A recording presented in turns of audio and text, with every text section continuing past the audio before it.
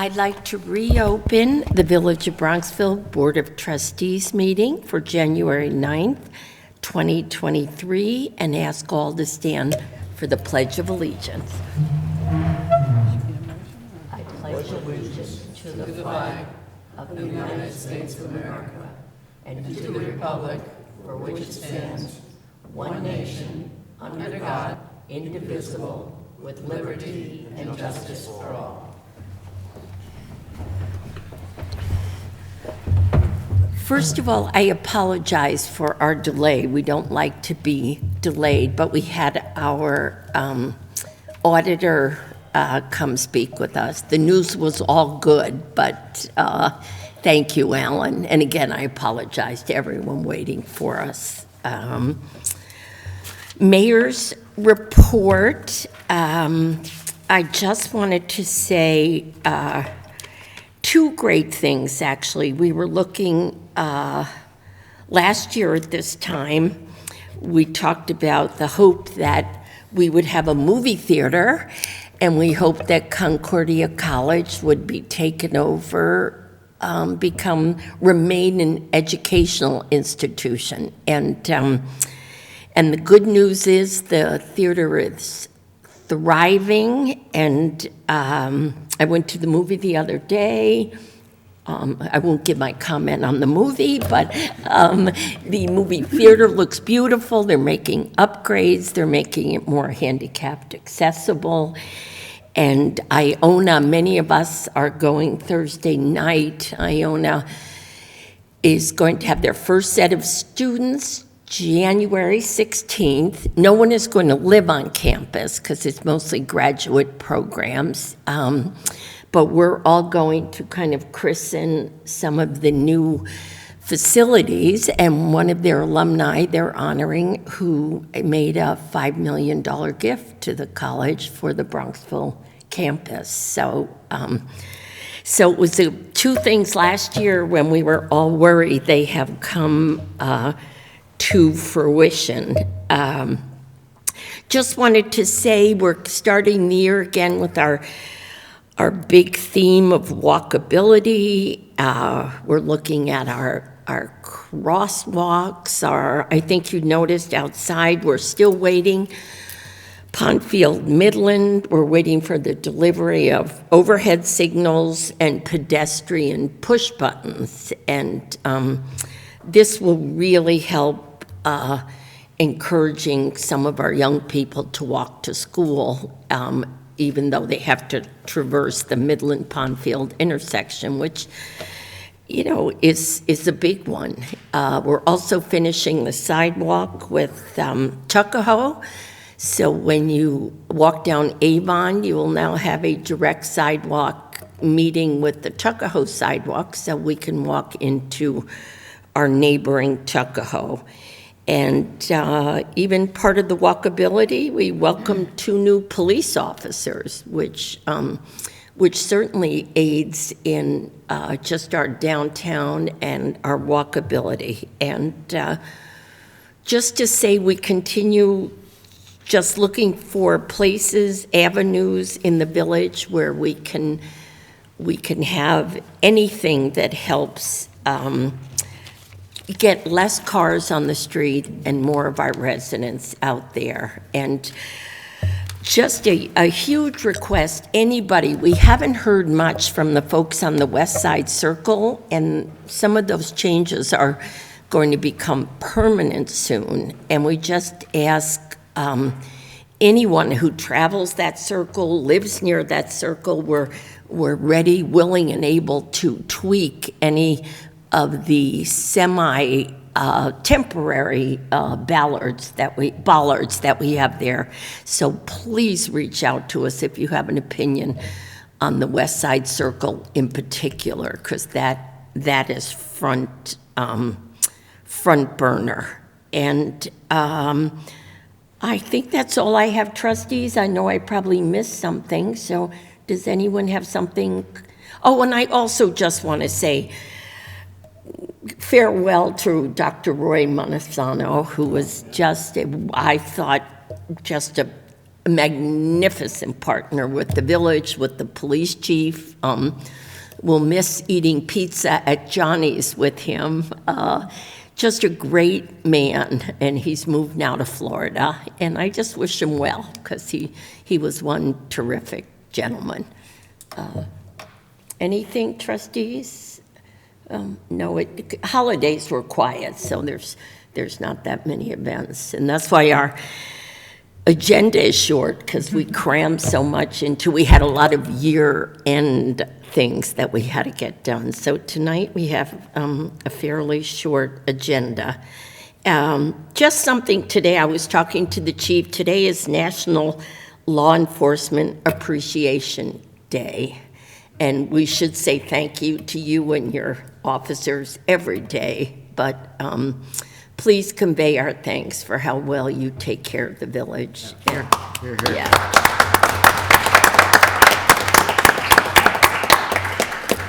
And just welcome our 2 new officers, and we just have the finest department, so thank you.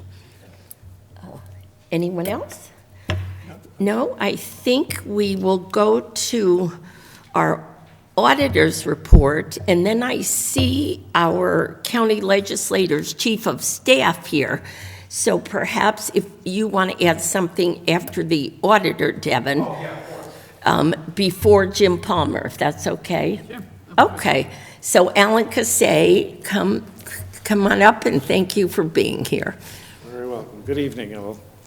As the mayor had said, I previously just met with the mayor to go over the financial statements for the year ended May 31st, 2022, and we issued 2 reports, one being the financial statements and the other one being a letter to those charged with governance, which is the board. There was one minor control deficiency within the letter. It was a repeat from the it had to do with the trust funds, the inactivity of 5 trust funds, and that was it. Overall, the audit went very well. There were no material weaknesses or significant deficiencies. All the testing we did on the cycles, the cash receipts, the payroll, cash disbursements, there were no issues there. And Jim and Lori in the finance department, very well prepared for the audit, and there were no issues. So in the financial statements, we issued in the independent auditor's report an unmodified opinion, which is known as a clean opinion. It's the best opinion you can receive. We also discussed the general fund, which is the primary operating fund of the village. And for the current year, 2022, the village had a surplus of approximately $374,000 within the general fund. Okay? And the fund balance at the end of the year was about $9.9 million. Of that amount, certain amounts are restricted for debt service, and that is about $373,000. In addition, you've taken $775,000 out of your fund balance to balance the 2023 budget, okay? And you're left with a total unassigned fund balance, which also basically is a rainy day fund, of about $8.7 million. And in terms of the percentage compared to the subsequent year's budget, it's comparable to the prior year, okay? The revenues for the general fund were slightly higher than the prior year, about $1.6 million, mostly in the area of parking fees and the parking meters. I guess that's pretty much due to the pandemic being, easing up a bit. The expenditures were pretty comparable to the prior year, up about $800,000, less than 3%. And the overall surplus for the year, as I said, was $374,000. All the other funds within the village had positive variances, and for the most part, the audit went very well, and the village is in a good, sound financial position.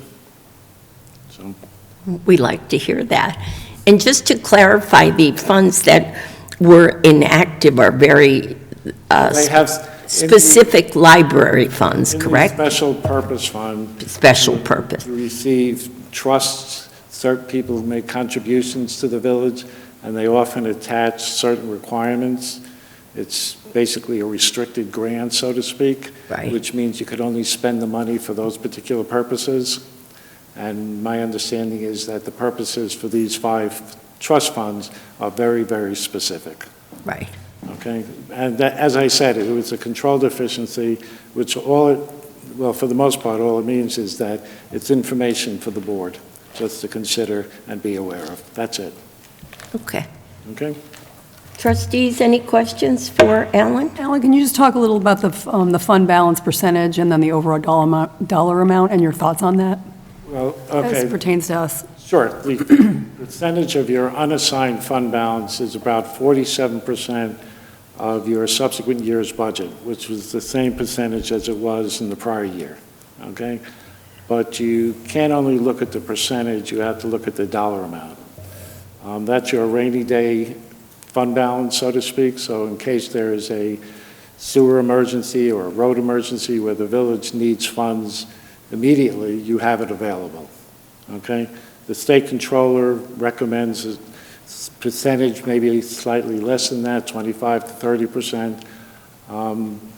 But it's very difficult to monitor that because if you don't have the funds available, then you're pretty much in a tough situation. I've had municipalities where they've appropriated significant amounts of their fund balance to balance the subsequent year's budget. And if you don't have a surplus when you do that, basically that amount of your fund balance is lost, and you have to make it up in the subsequent year.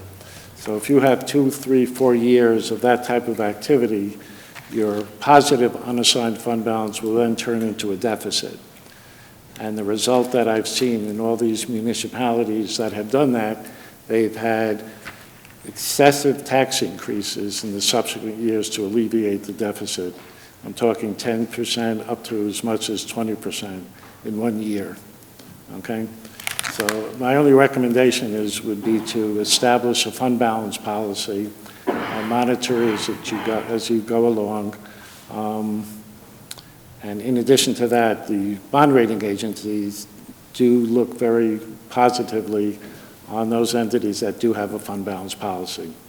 I mean, your bond rating is AAA with Moody's, so I don't know if you can get much better, but they do look favorably upon that. And the 46, 47% fund level balance is a big contributor to that AAA rating, Absolutely. which keeps our debt service as low as possible. There are several factors that go into the bond rating. One of them happens to be your general fund, because basically your other funds are somewhat restricted. Your capital projects fund is restricted and so forth. The general fund is your operating fund. That's where you make all your decisions. Your revenues historically have been budgeted very conservatively, which is the way they should be, because aside from your property taxes, you have no control over your revenues.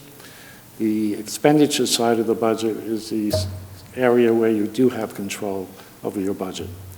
I mean, you have no idea what the sales tax is going to be. It's been fairly strong for the last couple of years. There's talk of a recession. If that occurs, I'm sure the sales tax will drop significantly, and you have no control over that. The only area of your budget that you have control over is the expenditure side. Would there be, sorry. So Alan, just to sum up, the fund balance is in effect sort of rainy day fund, contingency fund, reserves that the village has saved up. And I think the characterization which I took away from the working session, in your opinion, that reserve balance is very healthy, but it's not excessive. Right. I mean, because you look at the percentage, but you also have to look at the dollar amount. Yeah. Because in today's environment, if you had a major sewer emergency where you had to replace pipes and sewer lines and $8 million wouldn't come near to cover the cost of that. No. Okay? Is it- You do have this rainy day fund, which is for that purpose. So healthy, but not excessive. Exactly. Is it prudent to keep all of that, though, unassigned, or would you recommend a portion of that be assigned? We do have one reserve, which is a restricted fund balance in the debt service, and that's general municipal law, because whenever you issue debt and you have a premium associated with it, that premium has to be reserved for debt service to pay off the interest on that borrowing. But the reserves, if you wanted to establish other reserves, there are reserves that can be established, but you have to keep in mind that once you put the money into a reserve, now your unassigned fund balance is not a reserve. When you put the money into a reserve, that money could only be used for that purpose. Is there a benefit to doing that? Or you saying it's more flexible just to have it unassigned Well, without? it's a board decision. I mean, you could set up a reserve for the employees' retirement system. That's allowable to basically have funds set aside in case the rates increase significantly and they're the amount you owe is greater than what you budgeted. You have that reserve to utilize it. There's, I'm sure Lori has there's a state controller handbook on all the reserves available. If you don't have it, I could send it to you. The board can certainly look through You it. can keep my copy. On that note, there was a period where some of the board might recall, we did set up a tax stabilization reserve, which was one of those where we anticipated a period of a couple of years where we anticipated the revenues to be slightly less, and of course, it worked out real well because we went into COVID, but that was something where you had set aside $250,000, and we had strategized on that, $125,000 each year, because we knew we were going to be taking on other debt, but we were strategizing with when the other debt was going to be coming off. So we can, certainly, Lori and I can go over those, but something to keep in mind, yes, with most of, when they're in the reserve, you cannot pull the money back out. On the other hand, we can certainly use the other verbiage such as assigned.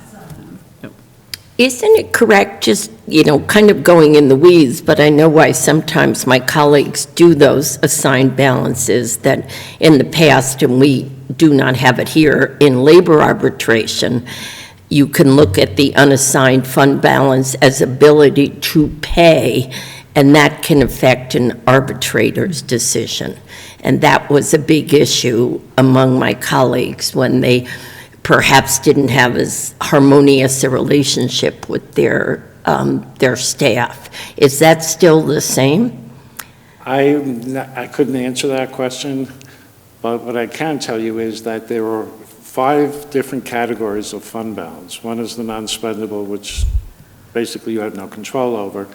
Then there's the assigned fund balance, where you could take monies with a board resolution and assign money to future capital projects. Right. Okay, and that'll come out of the unassigned. It'll be for future capital projects, because this year you transferred about $350,000 from the general fund to capital to fund some of those projects. So you could put some money in an assigned fund balance category, future capital projects, and use that money in the future. Right. Okay? The assigned fund balance, the board has to assign the funds, and you could also unassign the funds. So if you decided to put $500,000 for future capital projects, and then next year a recession hit, and you're low on your fund balance, you could unassign that money and bring it back. Okay. I just know, honestly, that was the genesis for some of these very assigned, It's very difficult because people look at numbers and they look at percentages, but you have to look at the overall picture. I mean, you've issued a bond in 2021, and I think the interest rate is about 2%. Okay, you wouldn't have gotten that. 1.7, Alan, don't forget, for the 13.1 that we borrowed, yes. Yeah. Okay, you wouldn't have gotten that percentage if your unassigned fund balance was 15% or 20%. good point, good Okay, point. you have a AAA rating, and that certainly contributed to your borrowing rates. There are several factors. It's not just one factor you could point to and say it's excessive and call it a day. You can't do that. There are several factors that you have to look at. Okay. Any other questions? No, just a great thank you to you, and a special thank you to our village treasurer, Lori Voss, who makes it so easy for us, the documents, and Jim Palmer, who works with her. They're so clear. It just, thank you, because I know I watch you both work weekends getting this ready for us, and we're very appreciative.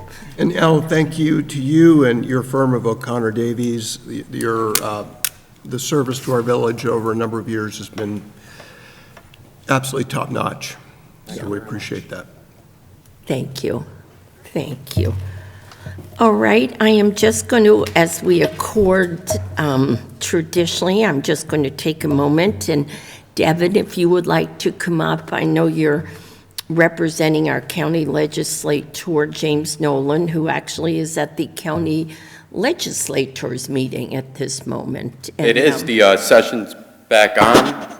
if you would like to just introduce yourself, tell us. Yes, I'm Devin O'Rourke. I work for Legislator Nolan, so I run his day-to-day operation up at the board, as well as going to certain community groups, as well as appearing at times like now at the Bronxville Village Trustees and the Yonkers City Council. So I talked to the legislator before. I spoke to the legislator earlier today, just before he went into his meeting. He had a couple of updates he wanted me to give to the trustees. So first and foremost, he wanted to say Happy New Year, and that the BOL is back in session, and that there will be several pieces of legislation coming down, and that throughout it he'll let everybody on the trustee as well as Mayor Marvin know firsthand. The first update he wanted to give was on the footbridge that was washed away by the hurricane last year, or now almost 2 years ago. Right. So it just finished its design phase. We saw the design of it today. Should look almost as close as possible, except stronger than it previously looked. The bridge will be complete sometime in October 2023, depending on any supply side chain issues. Currently, construction and bid documents are being drafted by the county. So we are hopeful that there will be no further delays in this project. So as Jim Palmer knows, who's really pushed Legislator Nolan on this, thankfully the stormwater applications Right. are set to be put into legislation and into law by the end of the month on our January 23rd meeting. So thank you, Jim, for helping out Legislator Nolan throughout this process. We received an update from the Yonkers City Council today. So right over the board on Bronxville, the Yorkshire, which was burnt down about 5 years ago at this point, will be back up and running by the end of the year. I'm sorry, I'm having trouble reading my own handwriting, even though I just did it myself, just like right there. The last thing he wanted to update was that every community group that receives money that is based out of Bronxville has received, on average, an 11% increase from the county this year due to inflation. So I believe one of those groups include Bronxville Seniors, which there was some confusion because the county originally, the Board of Legislators, put them into the system under a different name, but they are receiving money, and it's going to be $7,800. As well, in this budget, we included $2,000 for Eastchester National Night Out on behalf of the Village of Bronxville. So the Village of Tuckahoe also got the same amount as the Village of Bronxville. I believe this is the first time that both villages are going to receive funds on the National Night Out, for National Night Out. So I would say that's all updates Legislator Nolan has for now. He is going to try to make it. They're expecting a very short meeting today.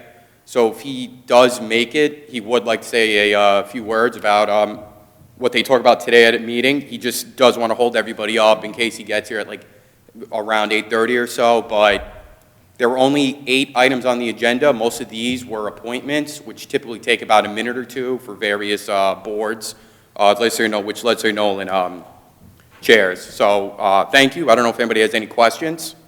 I had a quick question. Can you just say, I know that stormwater legislation has been in the process for some time.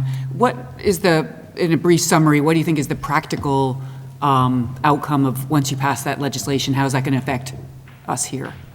So I can get the exact locations, but there will be stormwater drains put in different areas of the county. I'm not entirely sure off the top of my head how many are going to be put in the Village of Bronxville. I can find that out for you tomorrow morning or even tonight and I can send it out to an email to the whole board. I'm sorry, I just don't particularly know exactly how many are going to be in Bronxville.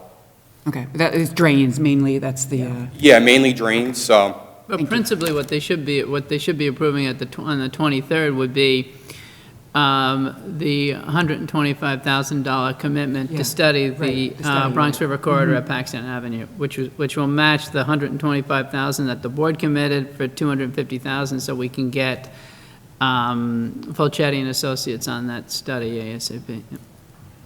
Thank you. That one for sure, yeah. thank you. Thank you very Thank you. much. So I'll have the information for everybody tomorrow, and I'll send it out, I'm going to see if I can get it tonight for you. If I can, I'll have it to everybody in their emails by tomorrow morning, or tomorrow morning. Yeah, that's fine. Thank you. All right, thank you. Thank you, Devin.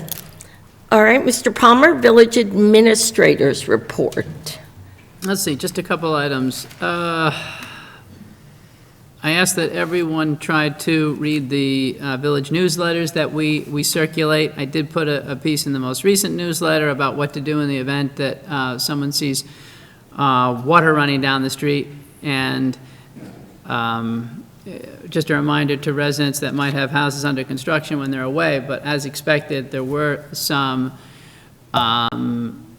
pipes that burst in some homes under construction when we had that, even though that was very mild, and we had a deep freeze like clockwork, where there were some homes that were a challenge. Fortunately, the police has a great database to be able to get in touch with the building inspector and the residents. But if, in the event a resident sees water rushing down the street, as a reminder, the village doesn't own the water system, that's privately owned. Now Viola, used to be Suez Water. We do have the emergency contact information for the water company on the village's website.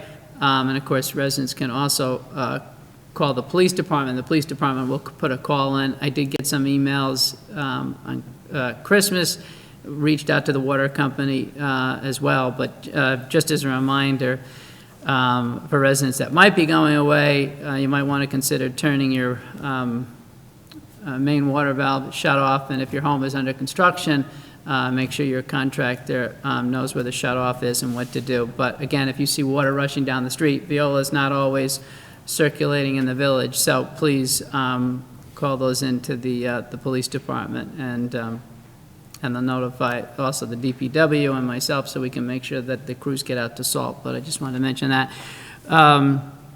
Mayor, you mentioned about the Midland signals. As I understand it, the mast arms are due in the end of February now. So potentially they'll be able to start installing those in March, which would be wonderful.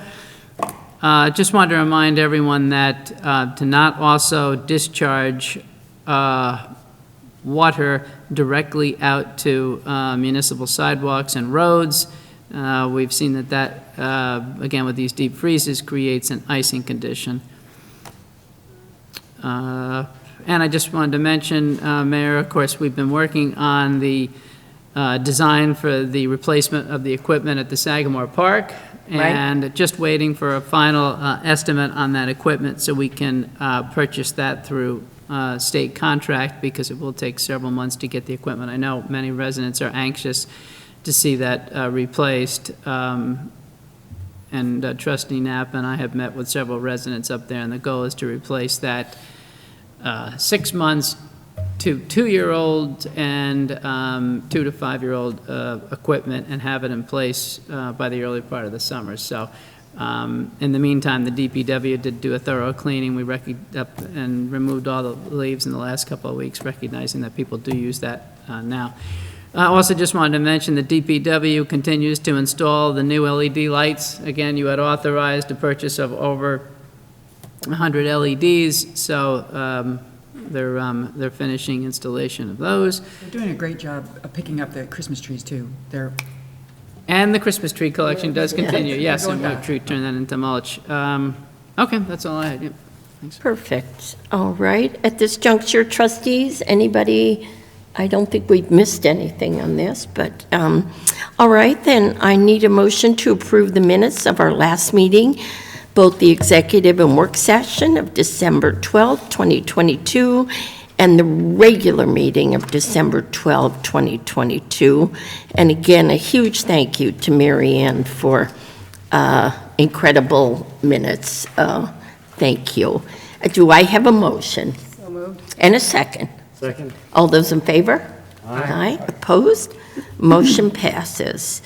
And then I need a motion to open the continuation of our public hearing on Local Law 5-2022 to amend Chapter 290-14 regarding the setting of speed limits on village streets and public roadways. Do I have a motion to continue that hearing? So moved. And a second? All those in favor? Aye. All right. At this juncture, trustees, before I open it to public comment on this particular hearing, does anyone want to speak to that issue? Well, I think one of the newest things since the last public hearing in December was the review by the village board of the engineering study that was done. Correct. And I think that had a lot of pertinent and interesting information in it. And I think that one of the things that I gleaned from that was that the speed limits do work, the speed signs do work. People are driving up really 30 miles an hour in the village.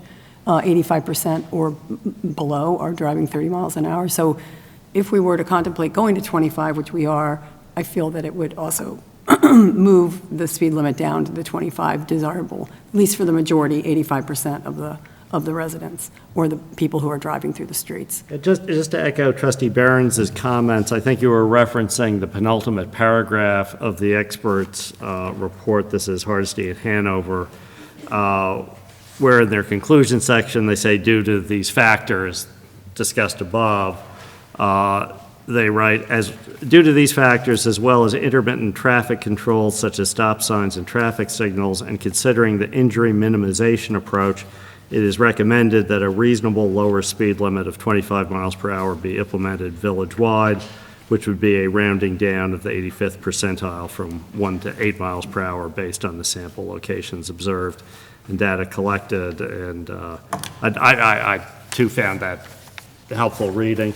And Mayor, I think that before we open things to public comments, I think some context would be that although a decision has not obviously been voted on with respect to the law, there was discussion that a likely implementation, if it were to be adapted, that an implementation date would likely be September 1st, on the reasoning that that would provide time, if adapted, to put in a plan, for new signs, order new signs, coordinate with neighboring communities, and that the timing would be favorable in terms of coordinating with back-to-school activities. And again, just before people comment and sort of talk about, implementation or when would this happen if it were to happen, I think it's fair to give members of the public context that if we were to approve it, there has been discussion and recommendation, I think, from the village administrator in consultation with the chief of police that implementation, if approved, would likely be September 1st. And hopefully that's just helpful to the extent people are thinking about comments. And with a very serious marketing campaign around it to educate people on the new speed limit. And I think it's important to note we have waited a little bit because part of this law required a traffic study.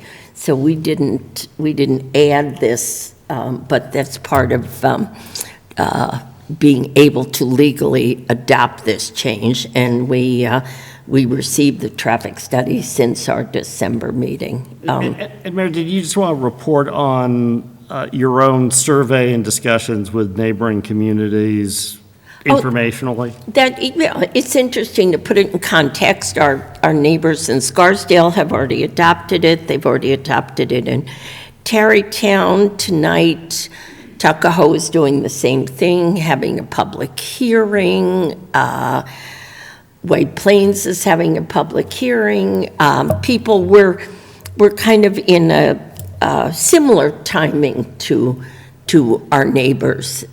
This was the first time it was ever passed. Just background, prior to this year, you could not have a lower speed limit in a village of less than 30 unless it was a school zone.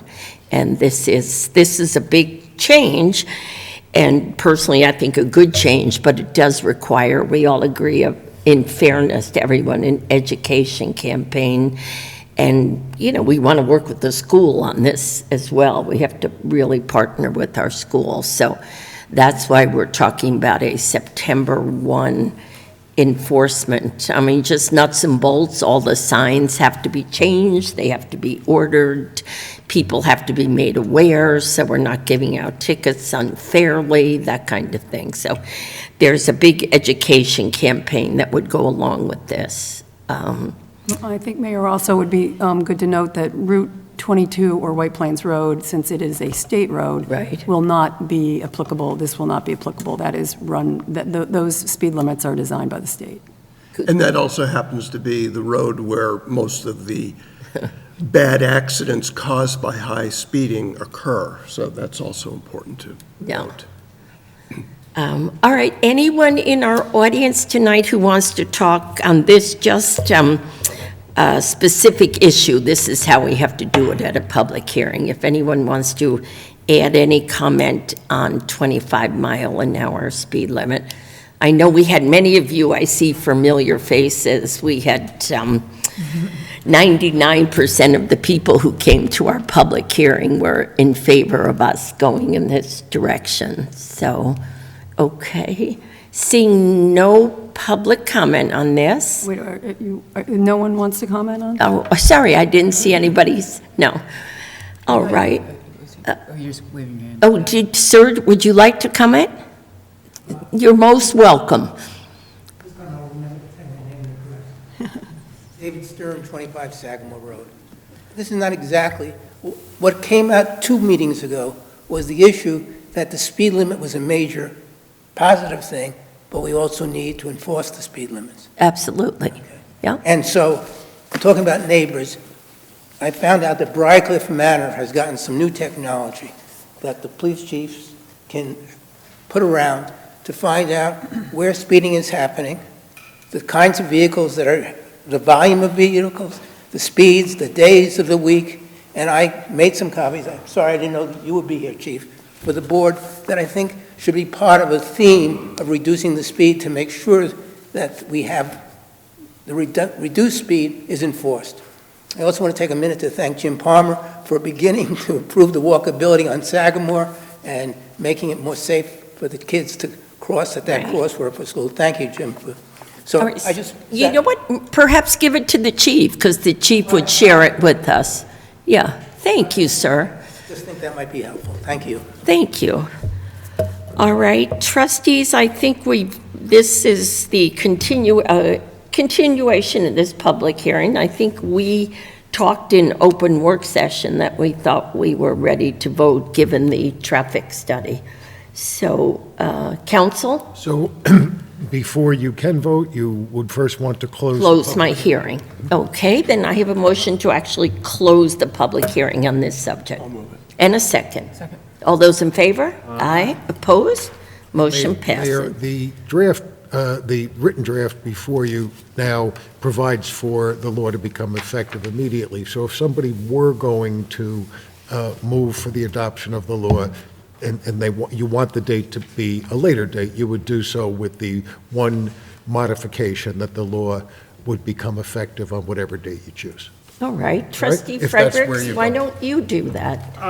Yeah, I would move to amend the current proposed law to reflect an effective date of September 1st, 2023, in lieu of the existing contrary language. So maybe you want to vote on that motion, which is just voting to amend the draft that is before you. Gotcha. Do I have a motion to amend our I draft? think you need a second to my motion. Yes, a second. All right, I will second it. All those in favor? Aye. Motion passes. So now you have a draft before you with an effective date of September 1st, 2023, and if you choose to act on it, you can do so. And the important thing is that was in consultation with the police chief, was at our work session, and with Mr. Palmer, who has to do some of the nuts and bolts of this change too. So then I need a motion to actually vote on the speed limit. Yeah, I think just before we vote, I think we should all just have an opportunity just to make Certainly. a brief statement, and I'll try to be succinct. I think the trustees have reached a consensus, as we always try to do, on issues affecting the village as a whole. And I think in some, I'll just speak for myself, the reasons for reducing the speed limit are that the safety data clearly shows that a lower speed limit does improve safety, particularly for pedestrians. The odds of being seriously hurt or killed by a car going at 25 miles per hour compared to one going 30 or higher are materially less. I think the track record from what I've seen at the studies of the 25 mile per hour speed limit is that it doesn't necessarily reduce the average speed of someone who's currently driving at 29. It's not necessarily going to bring those people down to 25, but it does seem to have a particularly stronger effect for drivers who drive at a higher speed. So someone who might be driving at 40 today, say, well, it's 30, I'll drive 10 miles over the speed limit. The data that I've seen does seem to show that for those drivers who are most important to get to slow down, that doing this will be helpful. I think we all understand it's not a panacea, and I think the board, as was alluded to earlier, we recognize it needs public relations, we need to educate people. And the only other thing I would say is that when this goes into effect, probably the best enforcement mechanism for the speed limit is if all of us in a community drive at 25 miles per hour. There aren't a lot of two-lane roads in Bronxville. So everyone who complies with the law, first and foremost is really, enforcing the speed limit. So this is a community project. It's not just up to our wonderful police force or us to do it. Responsibility starts at home with each of us. I think this will be a great thing. And I think this is the trend of other communities as well. So I intend to vote yes. All righty. Anyone else want to comment? I think we all looked at the data, did our homework, and... Well, and I would also add that walkability has been a cornerstone of our community, and one of your constant themes over the last, as you've been mayor for the last 16, 18 years, and this is in line with that, making people feel safer that they are able to walk. The engineering data clearly shows that with 30 miles an hour around the village, 85% of the people are driving on average 30 miles per hour or less. Right. So if we move that to 25 miles an hour, I believe as a village board that we will reduce the speed among 85% of the drivers to 25 miles an hour and get the desired effect. Now, we know that there's still going to be the outliers that Trustee Fredericks talked about, and that's a lot where we've asked the police and the police chief and his department to help us with the outliers on the speed limit, to continue to monitor and to look after the people that are speeding, causing the problems. But in general, if we can get 85% of the people driving the village to go down to 25 miles an hour, I view that as a win. So I agree with both my colleagues have said. My hesitancy on this has been a concern that we're shifting an even larger burden of enforcement and oversight to the police department. So that was, a concern of mine, and I think, especially what Trustee Frederick said is that this is, when we pass something like this, it's because we've heard from so many villagers that it's important to reduce the speed limit to 25. So it is incumbent on all of us, apart from the police, to follow that model and to drive, because the more people who are driving that limit, the more everybody else will come down to that speed too. And it really struck me. I thank all the people who came and offered their public comments over the past few months, because it's a major change. We really wanted to hear people's opinions. And I was struck as somebody who's lived in this village, for so long, how many younger families who have come here and don't feel that it is safe to walk on the streets.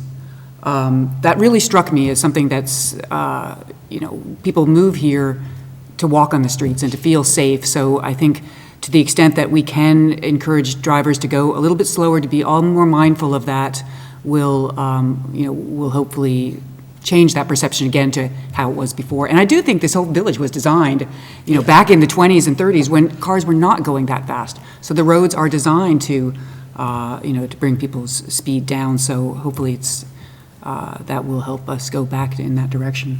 And by the way, Trustee Knapp, there's a lot of places and a lot of roads in this village where 25 miles an hour is very dangerous. Yeah. Yeah. So there's plenty of places, maybe the majority of roads in this village, 25 miles an hour is too fast. I think it's also important to realize that we have a very small police force. We have 22, 23, 24 officers on this force, depending upon the time. That means we have, on any given time, we have 2 officers out on patrol. We have 1 at the front desk. They're responding to fender benders. They're responding to domestic issues. They're responding to heart attacks, medical emergencies. And so we don't have a full-time traffic squad out here. We have a small force, and it's a great force, but if someone's going 27 miles an hour, we're not giving them a ticket.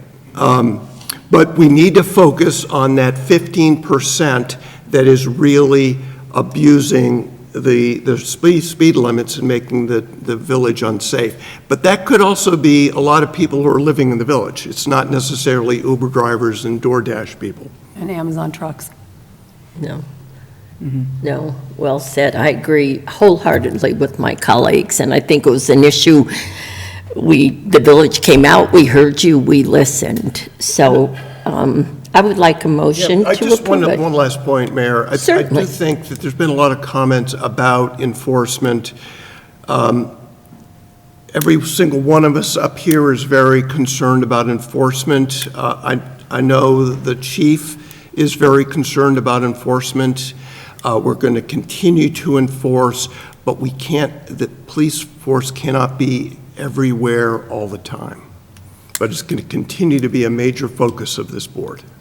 And again, the basic point that if villagers all drive at 25, that will do more than that will have more effect on enforcing the speed limit than us hiring 15 new traffic officers. So let's do it as a community, and let's get behind it as a community. I think it's just the right thing to do. I do too. All right, I would like to move that, and I need a second. Second. All those in favor? Aye? Aye? Aye. Aye. Aye. Opposed? Motion passes. Thank you, and thanks, Chief, for your incredible input on this, too, because we more than value your opinion. All right, Mr. Palmer, new business. I think we only have 3 things tonight, and they're kind of boring. Sometimes boring is okay. Just the usual start of the budget season, and having me appointed as a budget officer for the development of the 23-24 budget with our wonderful treasurer. All right, and thank you both. And I didn't mean that disparagingly, because you two do a terrific job. I will move that, and we need a second. Second? All those in favor? Aye. Opposed? Motion passes. Okay, the next item is authorizing a fund balance transfer to the library.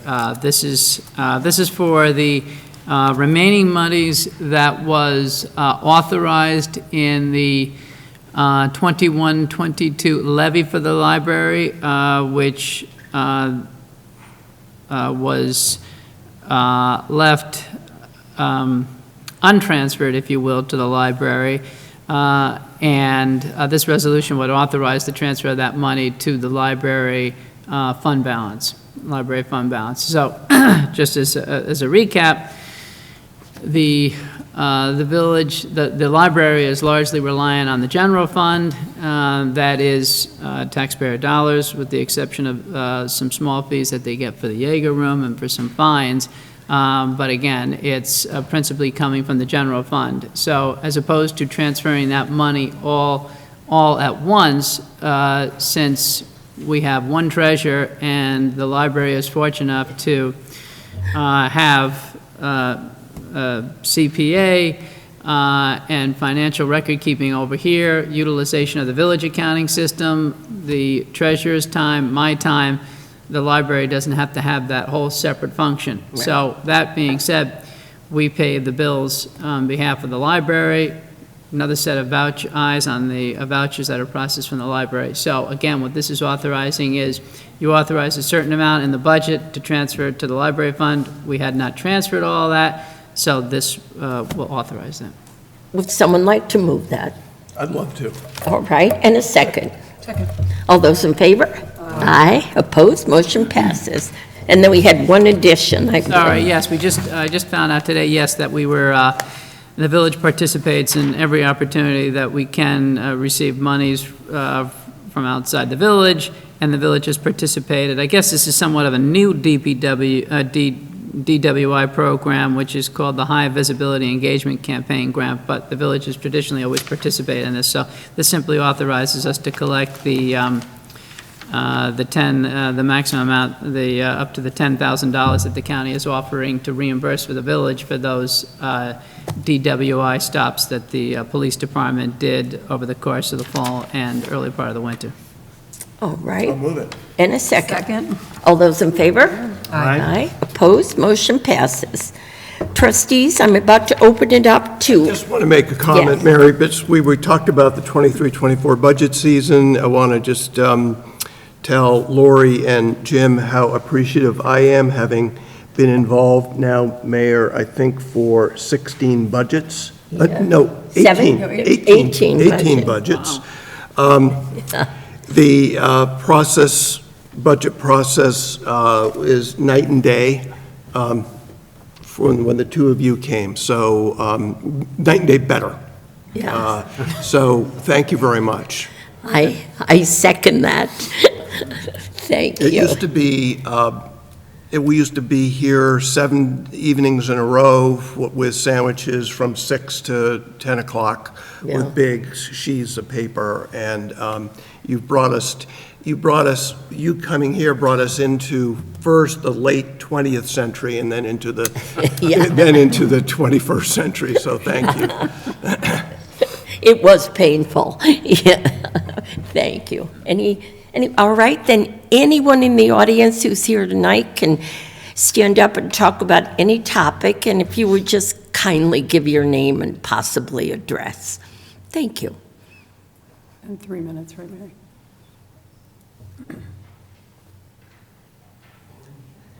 Okay. Hi, Catherine. Hi. Catherine and I have sons the same age, so My name is Catherine Park, and I live on Sagamore. I wanted to first start by saying how much I care about Bronxville. My family moved here in 1963, and I've never left because I like the village so much.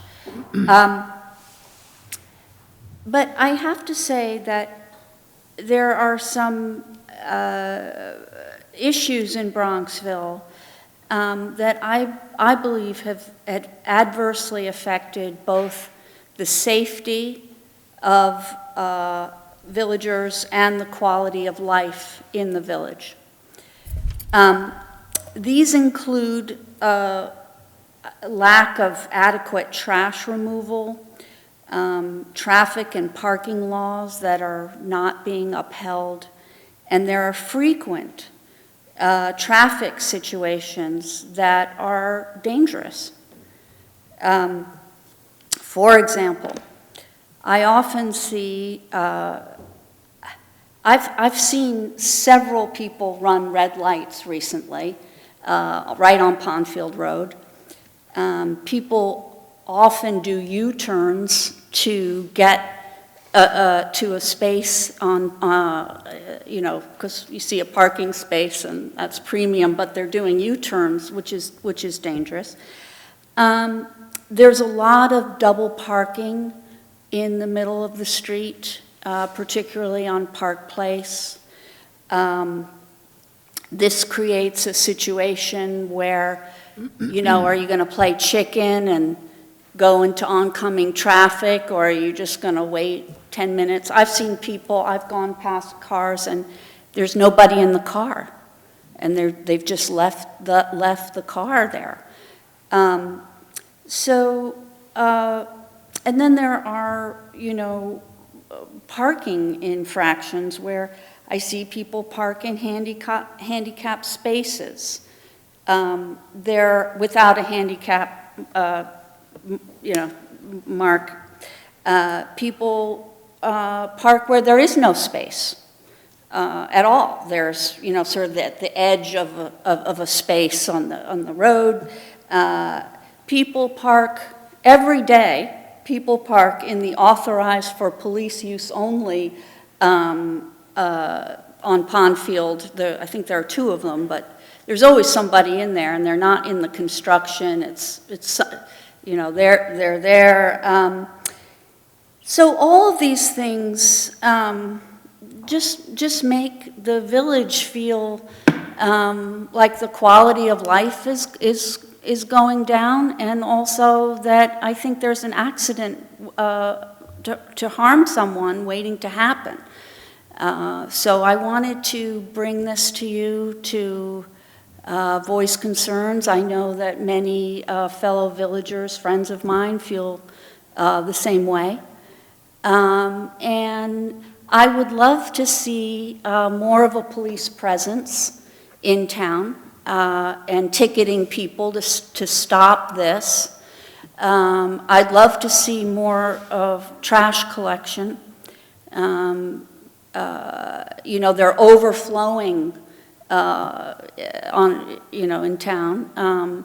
And so I wanted to bring these things. I'm sure you've noticed them yourself, but I wanted to bring to your attention and to see what might be done about it. Thank you. Thank you, Catherine. Thank you. I just have 2 questions to follow up on Catherine's comments, and questions for Jim. Jim, do our parking enforcement officers have jurisdiction to ticket people if they don't have a handicapped sticker and they're parking in handicapped space, or if they're otherwise parking in a no parking area? That's something that, is that something that our PEO officers can do in addition to our uniform force? Yes, and they do. Okay. And then just second, if there is a problem with like an overflowing trash receptacle, let's say in the central business district or whatnot, would you say someone should call your office or call DPW or call? Sure, to Catherine's point, I walk the downtown almost daily, Friday night. So the answer to that is, I'll absolutely ask the DPW to address it. When I finished up here Friday night, I walked the downtown. I know I was. Yeah. We've actually added, for the public certification, we've added an additional collection. We have all the trash bins in the downtown picked up first thing in the morning. We pick them up again at the end of the day before the DPW leaves. We strategize to do it just before they leave. And Friday evening, I was shocked to see, after again picking them up at 3, they were overflowing. And the big belly units, I'm not impressed with. They were jammed. We get a red light on those. It goes to my phone. It goes to the DPW department. I took pictures of them. And of course, as the board knows, we have DPW employees that come in on Saturdays and Sundays and holidays. And then we've added an additional collection on Saturdays in the evening. Most recently, we did purchase additional bins for use. Unfortunately, part of the, the short answer is we're working on it. I see it, and we're adding more trash receptacles. Part of the problem sometimes is there will be someone who might dump a large quantity in a bin, and I've had the DPW employees look to see if they can recognize an address or see, who's doing that. It's a real active downtown, but I spend a lot of time trying to find like that perfect trash receptacle that people will use for just trash and not recycling. And as the mayor knows, I have a habit of going into the pizzeria when I see them give out the slices. One slice, you and I both had that pet peeve, in a large box, and then the person puts the box on the top of the bin, and then all the Starbucks coffee cups end up on top of that bin because the box doesn't fit in the, we're doing more collections. I agree. It's absolutely, it's a quality of life issue. And we were talking earlier about the DoorDash and the Uber lifts. I have seen, personally, someone, the DoorDash or the Grubhub, someone doesn't want their delivery and the guy gets it wrong. I've seen him throw the trash right out onto Pontfield Road. So it's part of that whole new dynamic, I will say, that's contributing to it, probably in part to the U-turns. If you go into some of the restaurants like the Bronxville Diner, you can look on the counter and see how many of those orders are for one of these drivers, and they circle the village. They unfortunately they park illegally.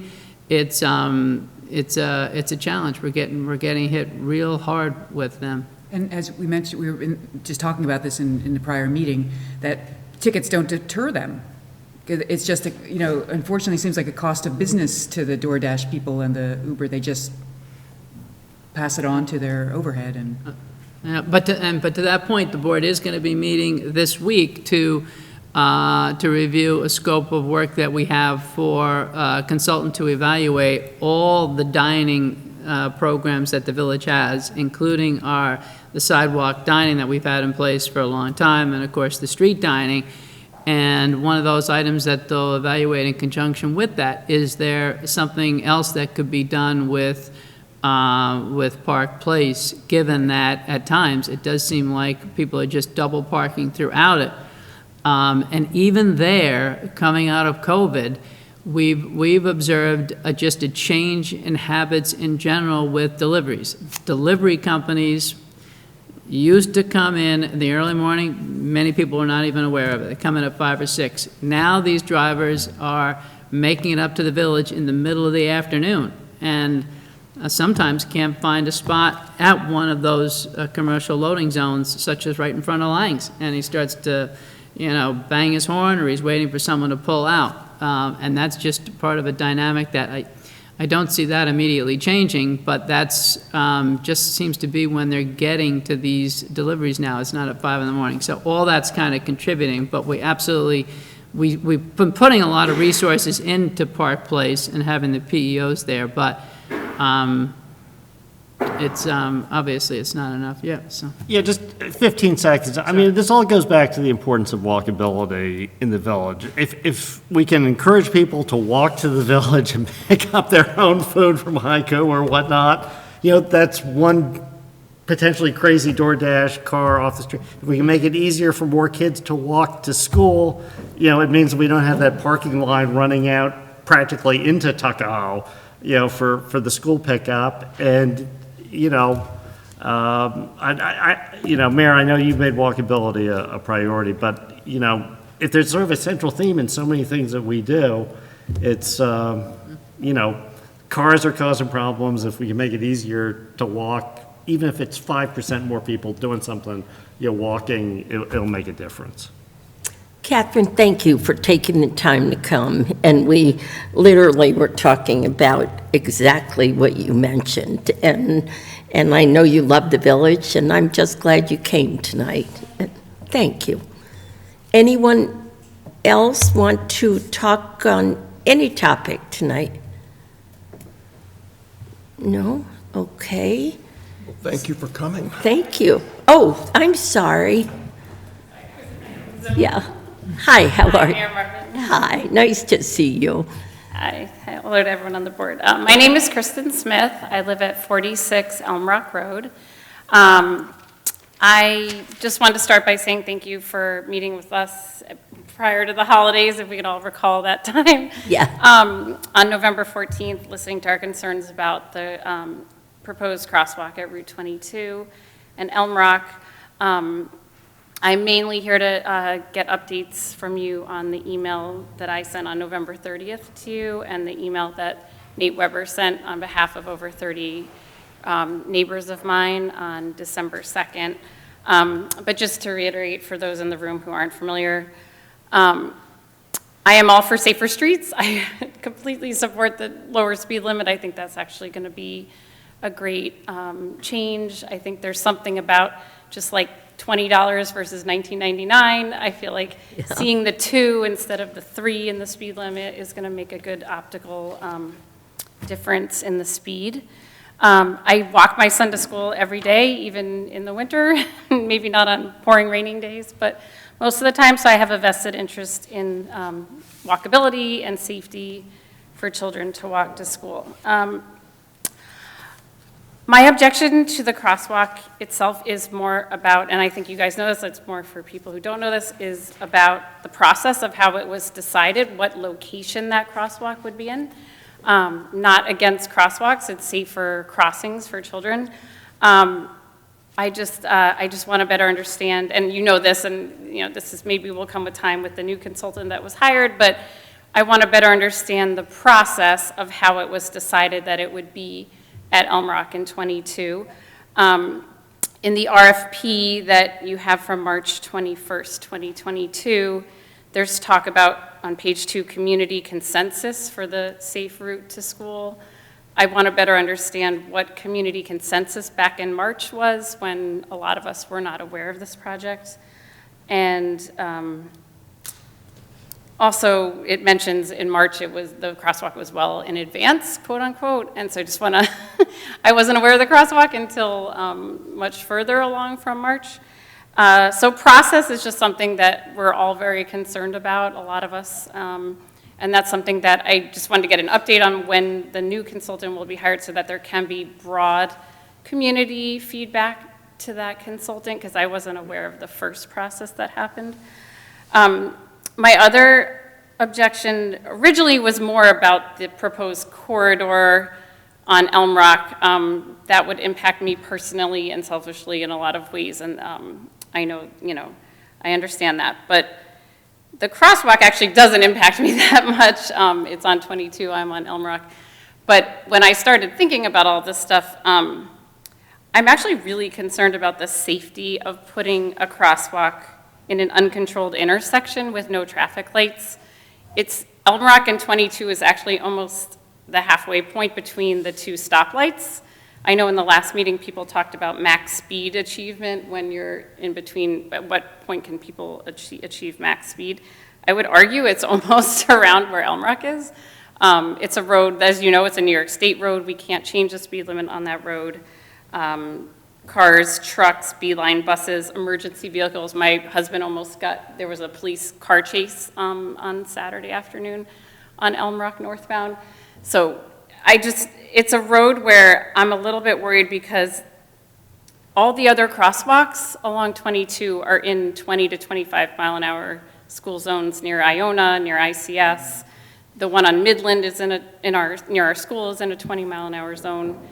And I'm just genuinely concerned about what happens when a child presses that button and the flashers go on, and a lot of people don't respond to that. And we either have to teach our children to wait until every single car comes to a stop if we're really going to go through with this, or we just have to think about if we even have incidences in 20 mile an hour zones. Like I've almost gotten run over by cars in stepping my foot into the Midland crosswalk because they want to get through there before the crossing guard comes and has to stop them. So a lot of them try to race through it before Rosalind comes out with her stop sign. I'm just worried about if we can't even control incidences and pedestrian accidents that happen in crosswalks in 20 to 25 mile an hour zones.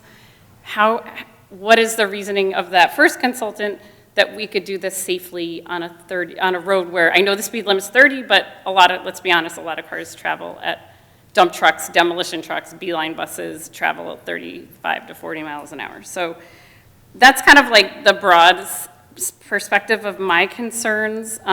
So I'm just really curious to know, when will someone like me get an opportunity to speak to the new consultant and provide my feedback? Because I felt like I wasn't able to do that the first time around. There's talk in that RFP about interested stakeholders, and I didn't know what that referred to as well. So just a lot of questions regarding that issue. Thank you. Mary, if I could try to give an abbreviated response. Certainly. Thank you, Krista. I think I've seen you out on your front walk while I've been walking on Elm Rock.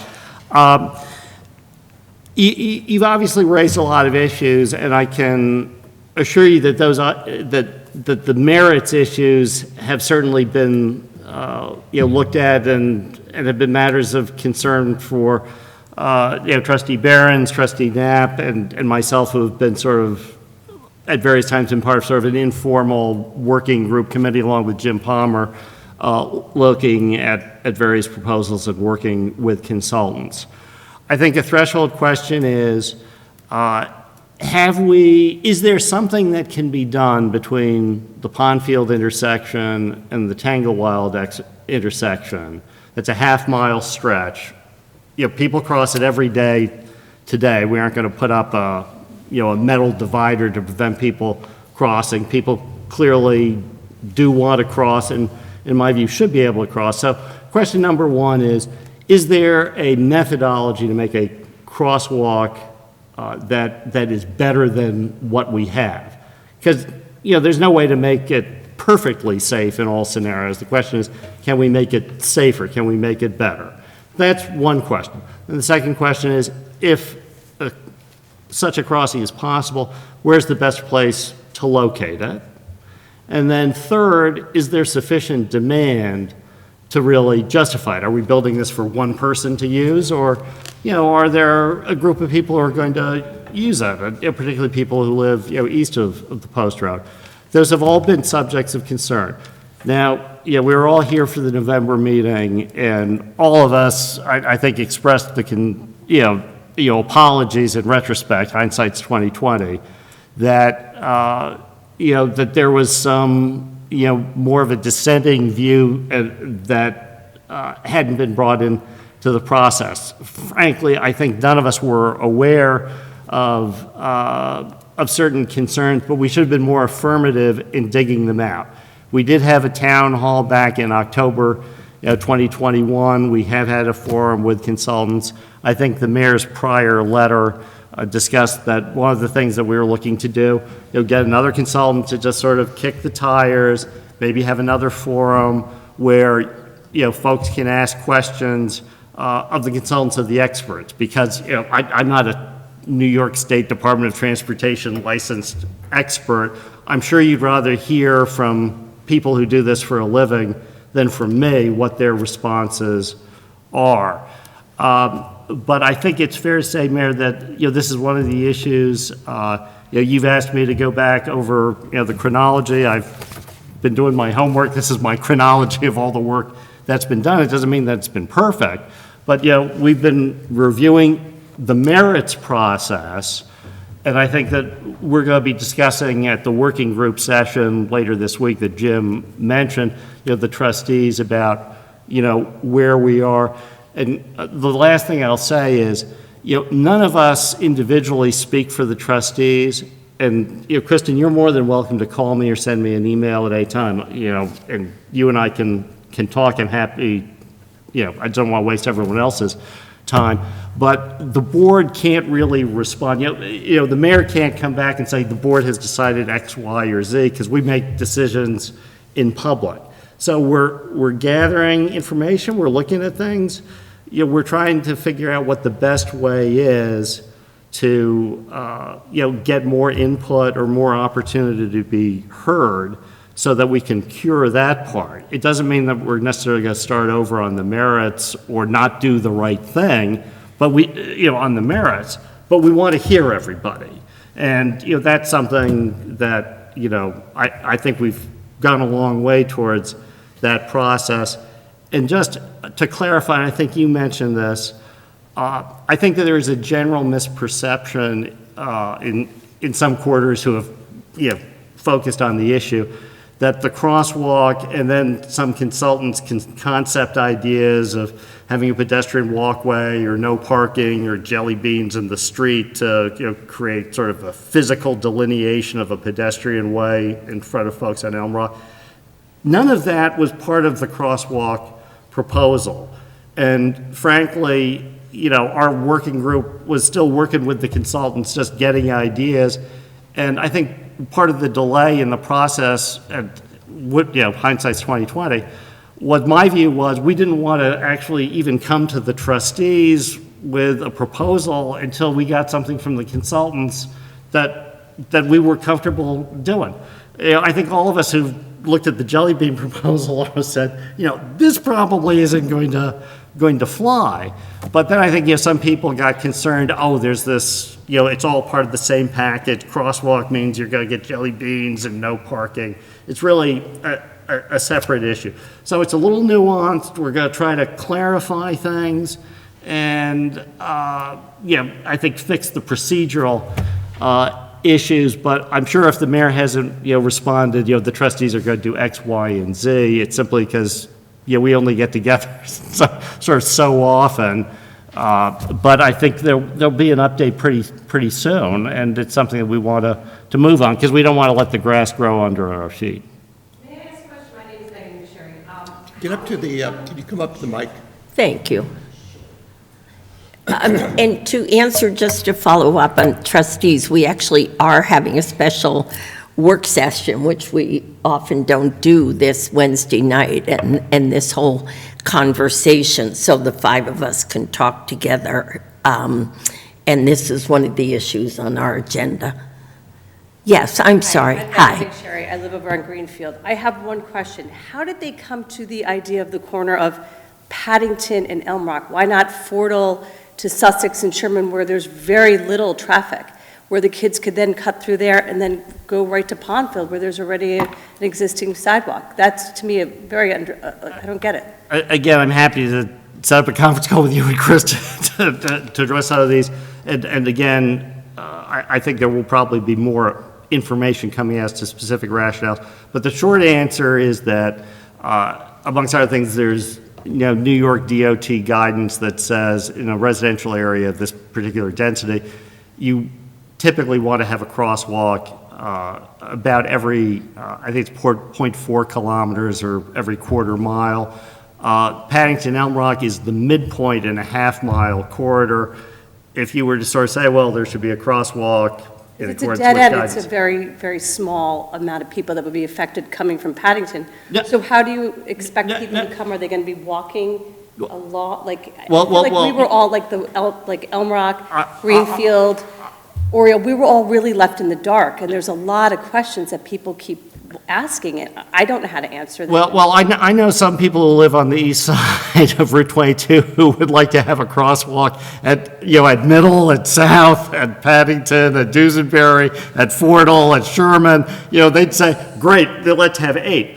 But if we're going to build one, and that I think is what the concept was, build it around halfway, that's guidance, extend the sidewalk so that people who live, from Paddington south or from, Dusenberry or south, because there are proposals to extend the sidewalk up to south, that way you could actually connect both, all the communities, all the different neighborhoods, the Dusenberry neighborhood, the Ridgecroft Paddington neighborhood, the Elm Forest Wood End South Middle Road neighborhood, that they would all have access. Maybe some of that access would be through a parallel back road, like through Elm or Forest Lane, but with the minimum amount of sidewalk, you could reach the maximum number of people who could feed into that traffic light. And I just don't think you're going to have people. Were you planning on doing a sidewalk on the cross. entire side of 22?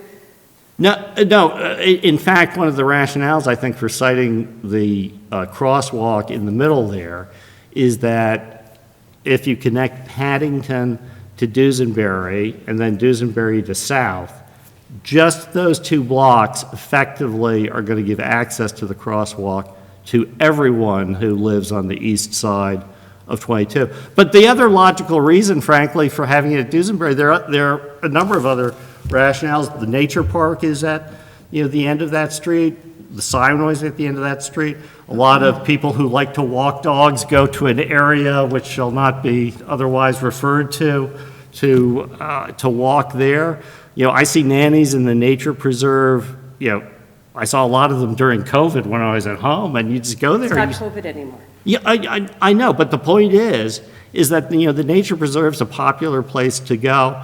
The most direct route to the nature preserve is through Duesenberry. So even if DOD guidance or DOT guidance didn't suggest that was the place, even if it wasn't sort of the midpoint where you could connect the most neighborhoods to go, just the fact that it's at the end of, the most direct route to Simonoi and But not everybody Duesenberry. belongs to Simonoi. I'm sorry? But not everybody belongs to Simonoi. No.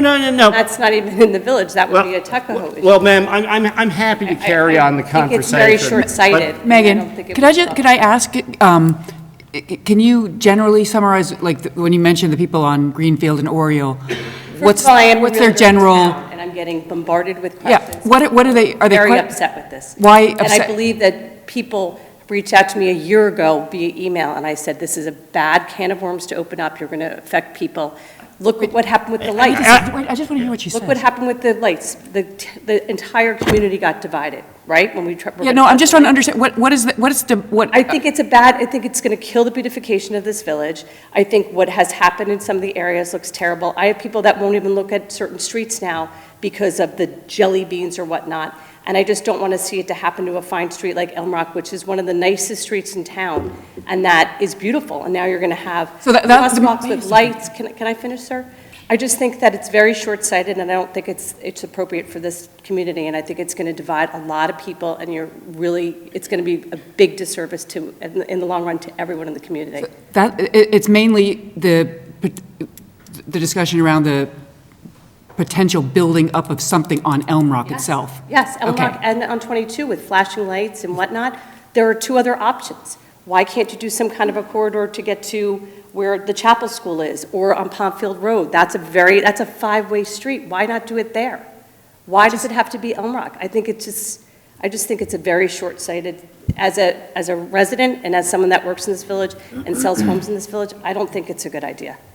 I just want to jump in over Trustee Knapp's admonishment till I just wanted to hear. Is that, I tried to make clear in my remarks just a moment ago, as I think people also tried to make clear in November, that jelly beans are not coming anywhere in Bronxville. Literally, Trustee Behrens and I saw that proposal from Tool. There was a consultant on Safe Routes to School. We literally saw it November 7th. The meeting we had with you was November 14th. No jelly beans are coming. So I just want to clarify that because, it's a serious issue, but let's try to focus on it in the context of what proposals are rather than straw men. I agree with you entirely on the jelly beans, and you're more than free to call me or email me for any other specific questions.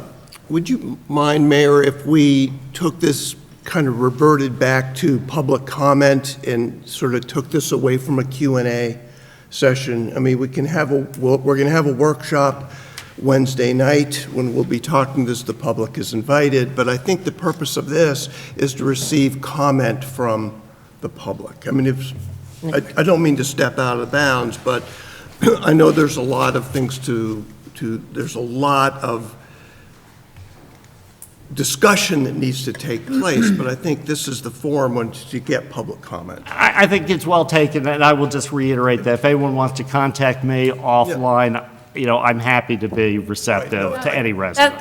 I would actually agree with Mr. Underhill that I don't want it to just be offline. I think a lot of the original proposal was offline with certain small stakeholders within the village. So I do think it's important. I have friends who live on the east side of Pondfield, and they said, yeah, I signed the petition that I want a crosswalk, but nobody asked me where I wanted it. So I just think that they wanted it at Pondfield. So I just think that we have to have it in public, and we have to have a broad, if I do a bathroom over, I get certified letters from neighbors, I just think we have to have everyone in the community notified that they can provide their feedback. And I won't take up any more time tonight. I'm just saying that, and it's just that we need to have broad feedback, and people contacted directly to their emails. We get, a lot of emails from the village, but I feel like this issue was kind of done under the radar a little bit for a lot of us. I mean, if 30 to 35 residents didn't know about this in the immediate vicinity of the proposed crosswalk, there's a problem, right? So that's all. I just want to know when that big public hearing will be so that we can spread the word and let people my opinion is one opinion in this village, and it may not be the majority, but I just want to understand when that's going to happen.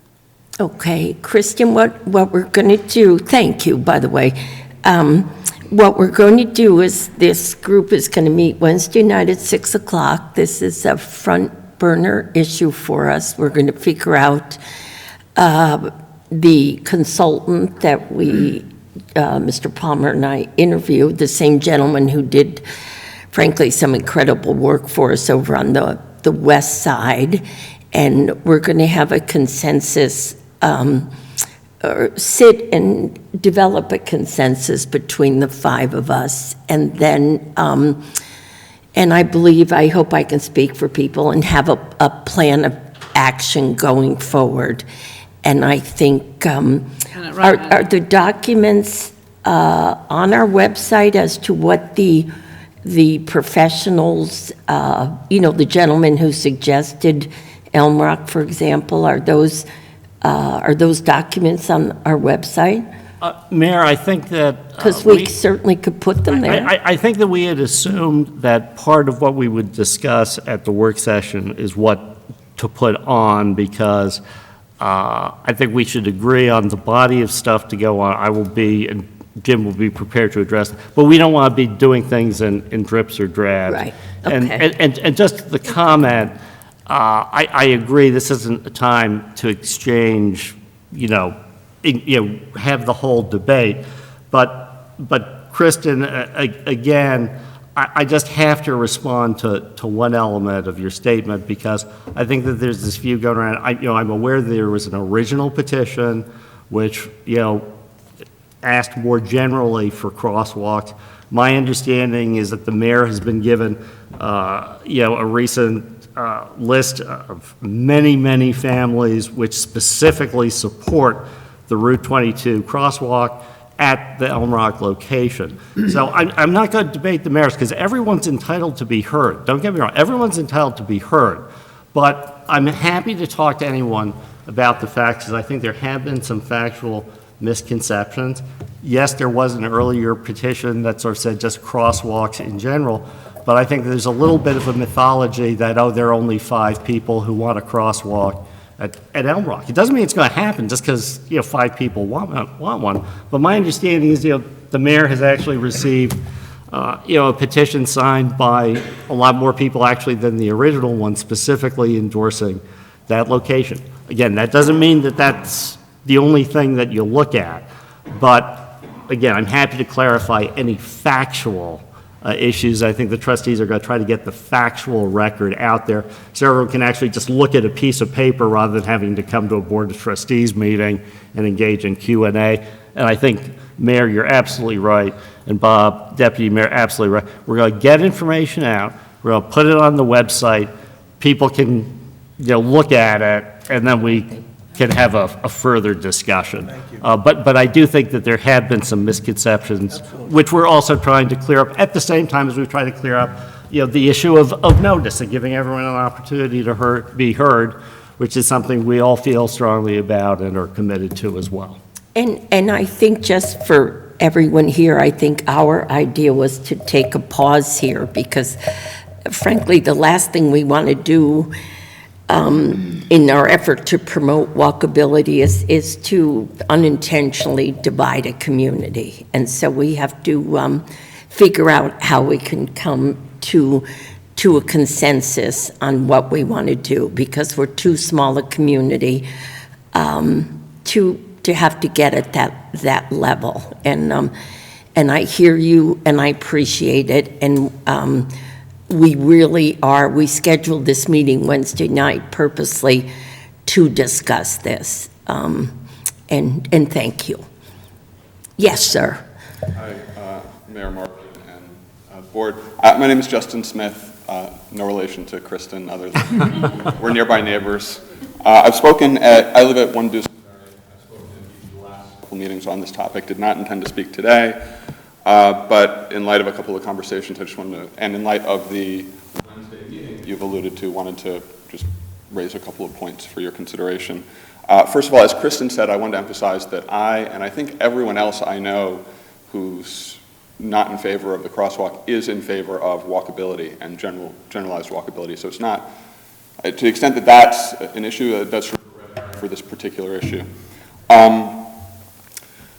I wanted to just sort of, given this forthcoming meeting on Wednesday, I wanted to make sure that the right questions are being asked. I don't think that Trustee Fredericks phrased the question right, the question at issue. One question is, do people want a crosswalk at 22 and Elm Rock or not? Yes, no. I think that's the wrong question.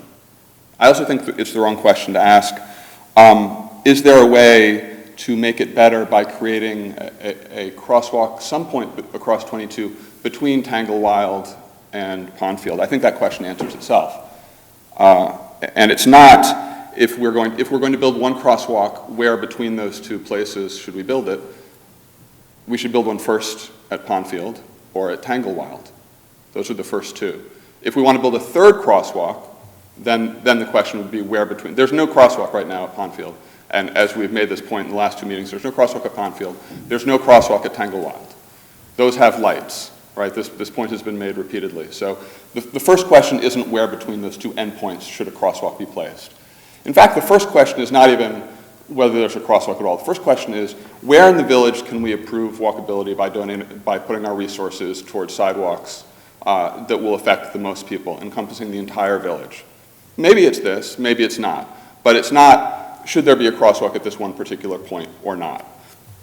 The other point I'd like to make is there were a bunch of comments having to do with sort of the disconnect between jelly beans and whether there's going to be a walking path down Elm Rock, maybe it's going to go down Elm Rock, maybe it's going to go to Masterton, maybe it's going to cross Oriole or Greenfield or whatever. And sort of the notion that that is disconnected from the placement of a crosswalk, of course it's not. It's entirely connected. I mean, there's the concept which I'm sure you're all familiar, of path dependency, right? If you build a crosswalk on 22, that is a decision that then affects the subsequent decisions that get made. They're all interconnected. So before we put a crosswalk at 22 and Elm Rock and say, oh, well, now what? We need to have a plan for how we want the pedestrian traffic flow to go. And I think Ms. McSherry made some points about, how you can funnel people from different, I don't have a map right in front of me, but how you could funnel people from essentially Paddington toward the Pondfield side. Or you could funnel people north from south up to a Tanglewild crosswalk, both of which are much safer, which also addresses Kristen's concern with regard to actually crossing 22. And if you force cars to stop, this is a point that's been made repeatedly in the last couple meetings. Those are the places to do it.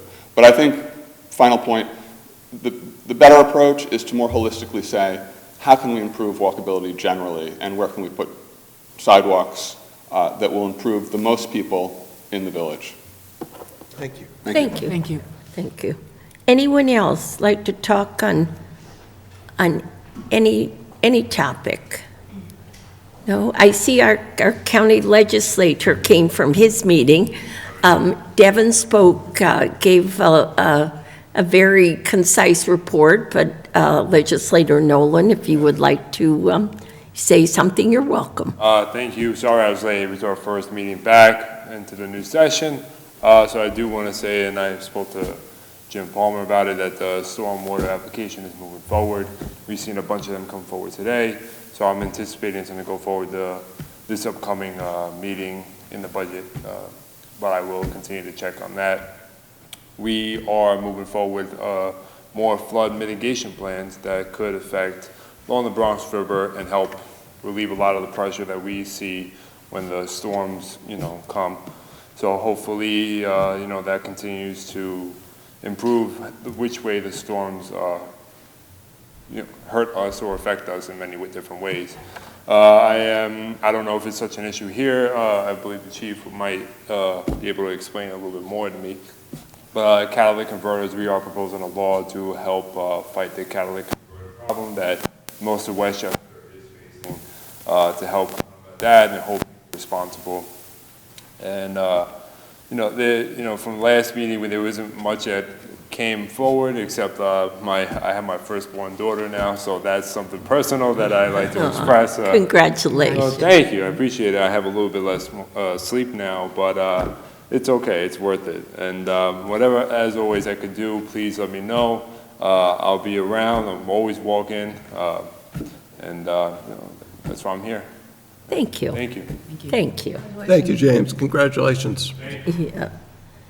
Anyone, trustees, before I take a motion to close? I'll see you all in 2 days, 48 hours, so. Yeah, Mayor, just because you've talked about the public meeting and, the crosswalk, I mean, I think that we're discussing a bunch of Yes. issues. I just meant it was on the agenda. Yeah, it's on the agenda, so, before folks feel, oh, I need to get every person who feels pro, con, or indifferent on the crosswalk, to come down on Wednesday, I think we're going to discuss some just procedural issues, but I just don't want to convey a false impression to anyone, and I see supporters as well as people have raised concerns about. It's not like we're going to have 3 hours debating the pros and cons of the proposal. We're coming up with an action plan. I just want to clarify that we aren't setting aside 4 hours for debate on That's an important this. Point. Thank you. Thank you. We've got many topics we're discussing. Yeah.